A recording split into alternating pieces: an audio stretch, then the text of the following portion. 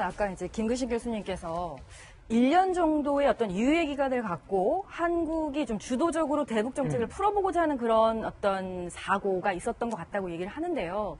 만약 그랬다면 그 물밑 작업에서 그동안 북한과 뭔가 접선이라는 단어가 용이한지 모르겠습니다만 어떤 물밑에서 채널이 가동이 되었을지 됐느냐? 그 부분에 대해서 사실 저는 조금 회의적이긴 한데 예. 그러지 않고 희망적 사고로 우리가 1년 정도 시간을 벌어놓고 한번 해보겠다고 얘기했다면 이거 정말 큰 문제가 있다는 그런 어떤 굉장히 큰 걱정이 들고요. 예. 제가 왜 이런 말씀을 드리냐면 아무래도 외교안보나 국제부에 이제 오래 근무하다 보니까는 미국 정책 당국자들 만날 기회가 종종 있습니다. 예. 저 기억이 나요. 2013년 12월에 워싱턴에서 당시 육제회담을 주도했던 백악관 NSC의 마이클 그린 선임 보좌관은 인터뷰한 적이 있습니다. 마이클 그린. 그렇죠. 그 그린 당시 NSC 선임 보좌관이 이런 얘기를 했었어요. 한번 해보자. 육자회담을 이제 진두지휘하는 상황이었는데 제가 그게 물었었습니다.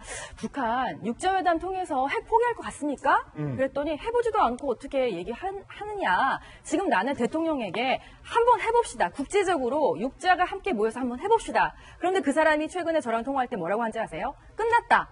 이제는 국제주의적인 접근은 끝났다. 현실주의적인 그렇죠. 현실주의적인 접근으로 가야 된다. 그러면서 이제 맞춤형 동생이 군사적인 접근이 이렇게 얘기를 하는데 우리 정부가 북한을 우리의 어떤 페이스로 이렇게 움직이게 하려면 강과 원의 전략을 동시에 추구해야 되지 않겠습니까? 근데 저는 이런 부분에 있어서 우리가 좀 세밀하게 무엇을 가지고 움직인다는 생각이 들지 않기 때문에 이런 말씀을 드리는 거예요. 일례로 대통령께서 처음으로 문재인 대통령께서 독자적 대북 제재를 처음으로 본인이 얘기를 하셨습니다. 우리 정부 차원에서 하겠다, 해야 된다. 정말 실질적으로 북한이 아프게 느끼는 걸 해야 된다고 하는데 저희도 취재진이 있고 저희 기자들이 어제 하루 종일 취재를 해왔어요. 그럼 우리가 갖고 있는 대북 독자 제재 카드가 무엇이냐? 없습니다. 거의 없습니다. 우리 스스로 북한을 아프게 할 수 있는 게 없다. 북한을 움직이게 하려면 북한이 과거에 나는 피가 마르는 고통을 느낀다고 했던 BD식 무슨 금융 제재라든가 뭔가 소위 말하는 약발이 먹히는 대북 제재가 있어야 되는데 지금 우리 대북 독자 제재를 하겠다고 얘기는 했지만 이때 이제 휴가 얘기는 하겠습니다만 대통령이 휴가 떠나셨고 우리는 지금 현재 대북 제재의 어떤 효율적인 방안, 실질적인 방안이 보이지 않는 거. 이런 부분에 있어서 과연 북한이 우리 페이스대로 앞으로 갈 수 있을까? 저는 게임 체인저라는 단어를 쓰고 싶은데 이제 판이 바뀌었으니까 우리도 정말 치열한 고민이 필요한데 치열한 고민만으로 지금 충분할지도 사실은 모르겠습니다. 어허. 제가 볼 때는요, 이 사드 논란 또 사드 배치 결정 번복에 대해서는 두 가지로 설명이 돼요. 하나는 뭐냐면 지금 청와대 설명은 26일 날 이미 대통령이 자강대 쏠 거라는 걸 알고 있었다는 거 아닙니까? 그 말에 따르면 26일 날 알고 있었다면 28일 날 국방부에서 환경영향 평가를 하겠고 그 기간 동안 사드 배치 안 했다고 한 결정, 그 다음에 15시간 만에 그 29일 날 아침에 대통령이 다시 또 사드 배치를 결정하는 것.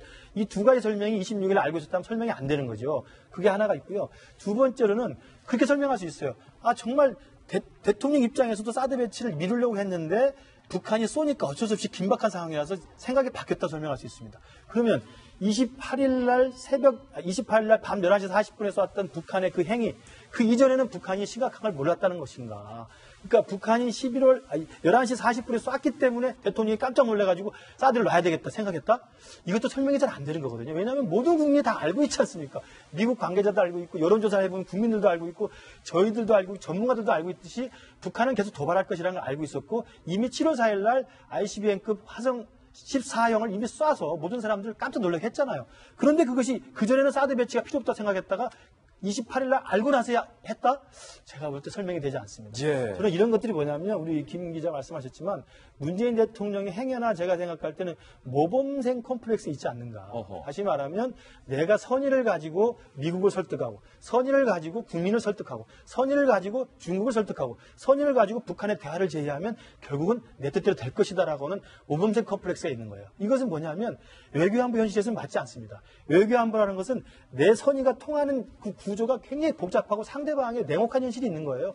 내가 움직인다 하도 상대방이 그렇게 움직이지 않는 거거든요. 그래서 외교안보 대북 정책에 있어서는 선의만 가지고 되지 않는다는 게 지금까지의 관례고 또 그것들을 선의로 가지고 내가 뜻하는 것을 이룰 수 있다고 생각한다면 그건 제가 볼 때 큰 착각이거나 나중에는 큰 잘못된 결과를 가져올 수 있다고 생각합니다. 네, 북한의 미사일 발사 그리고 문재인 정부의 사드 사기 조기 배치에 대한 다양한 이야기 들어봤습니다. 어찌됐든 북한의 이번 미사일 발사로 문재인 정부의 대북 정책의 기조 또한 바뀔 수밖에 없다라는 게 오늘 조간신문의 공통적인 의견인데요. 또 하나의 이슈는 이 와중에